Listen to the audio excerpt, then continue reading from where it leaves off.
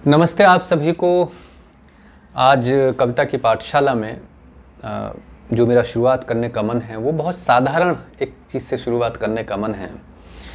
बहुत सारे लोगों की बात मुझसे अलग अलग सोशल मीडिया के माध्यमों पर होती है। मतलब बहुत सारे लोगों की एक सवाल होते हैं कि भाई शुरुआत कैसे करें, सबसे आसान तरीका क्या है बहर में, वज़न में, मीटर में लिखने की शुरुआत करने का।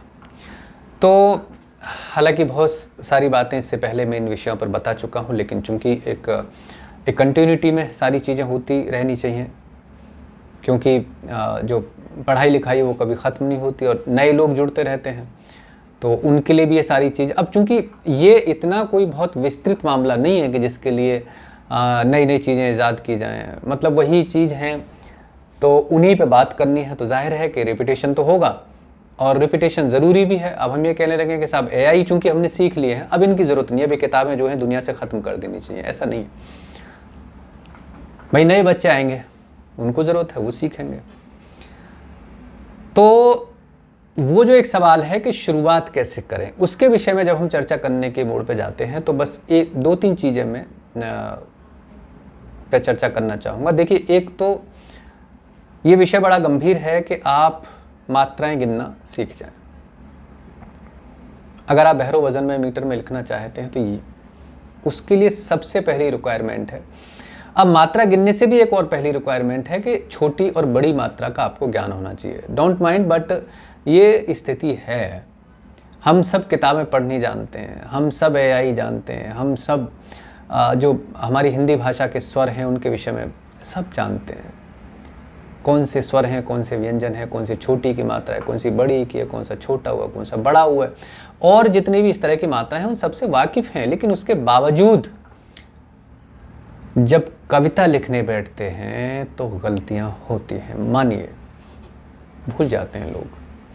अब चूंकि मुझसे जब सवाल करते हैं तो मैं सोचता हूँ भाई क्या उनको हिंदी पढ़नी नहीं आती? आती है, बिल्कुल बहुत बढ़िया तरीके से आती है, पढ़ते हैं। क्या उनको कविता पढ़नी नहीं आती? पढ़ती है। वो किसी को किसी ही बोलते हैं।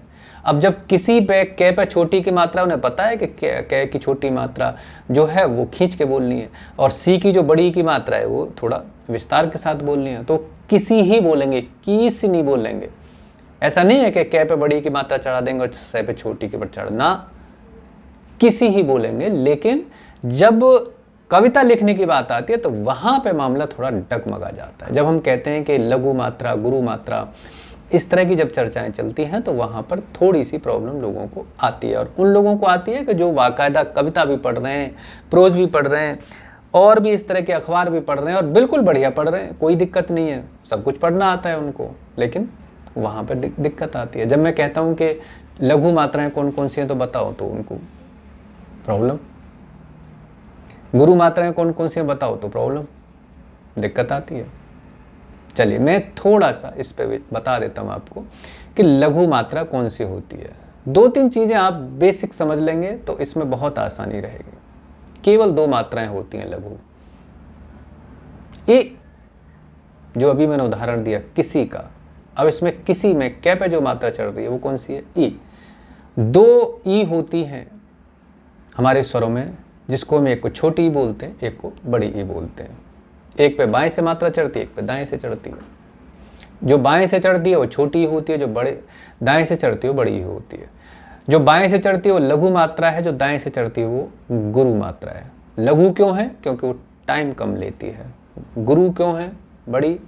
क्योंकि वो टाइम ज़्यादा लेती है। बस इतना सा फर्क है। दो और मात्रा है ऊ की मात्रा, एक छोटा ऊ होता है, एक बड़ा ऊ होता है। जैसे पुल, गुम, तुम, इस तरह के जो शब्द हैं जो बहुत झटके से बोल दिए जाते हैं, वो छोटा ऊ होता है, ये कम टाइम लेती है, इसको लघु मात्रा बोलते हैं। एक होता है बड़ा ऊ, जैसे पूरन, पूजा, बबूल, कबूल, चूना, इस तरह के जितने भी शब्द हैं ये टाइम ज़्यादा ले रहे हैं, तो ये क्या है? गुरु मात्रा। बस इतना सा फर्क है। बोलने से आपको पता चल जाता है कि कौन सा लघु है, कौन सा गुरु है। इन 2 मात्राओं को छोड़ के, छोटी ई और छोटा ऊ, बाकी सारी मात्राएं गुरु मात्राएं होती हैं। इस चीज़ को, इस बेसिक कॉन्सेप्ट को अगर आप समझ जाएंगे तो ये मानिए कि मात्राओं का एक बड़ा मामला ख़त्म हो जाएगा। अब सवाल ये होता है कि मात्राओं को काउंट कैसे करें, या और उससे आगे की जो प्रक्रिया शुरू होती है। तो उसके लिए मैं आपको एक सजेशन ये देता हूँ, ये वीडियो अगर आप देख रहे हैं तो आप जाइए प्ले स्टोर पे, और प्ले स्टोर पे जाके एक हमारा ऐप है कविता की पाठशाला, उस ऐप से जुड़ जाइए, उसको इनरोल कर लीजिए। प्ले स्टोर पे लिखेंगे कविता की पाठशाला इंग्लिश में तो हमारा ऐप आ जाएगा। उसको एक ही ऐप है प्ले स्टोर पे कविता की पाठशाला के नाम से, 2-4 नहीं है जो कंफ्यूज हो, और कंफ्यूज भी हो तो मेरी तस्वीर वहाँ पे आपको नज़र आ जाएगी। उसके साथ आपको पता चल जाएगा कविता की पाठशाला नाम से एक ही ऐप मिलेगा। उसको इनरोल करके उसमें 22 एपिसोड में वो सारी डिटेल से सारी चीज़ें आपको मिलेंगी।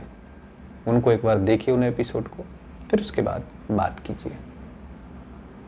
इस पे फिर हम तरीके से चर्चा करेंगे, और हमारे और बहुत सारे प्लेटफॉर्म हैं जिन पर हम इस तरह की चर्चाएं करते हैं, उनके विषय में बताऊंगा। नोजोटो पे आप मुझसे जुड़ सकते हैं, यूट्यूब पे मुझसे जुड़ सकते हैं, और अब चूंकि यहाँ पे इन सारे प्लेटफॉर्म के विषय में जानकारी देनी ठीक नहीं है, जिस प्लेटफॉर्म पे हम काम करते हैं उसी पे इस की बात करते हैं। तो फिलहाल आप ये मानिए कि यूट्यूब पे जुड़िए और उसके बाद प्ले स्टोर पे जाके कविता की पाठशाला को इनरोल कर लीजिए। चलिए नेक्स्ट एपिसोड में फिर हम किसी विषय पर चर्चा करेंगे, तब तक के लिए नमस्ते।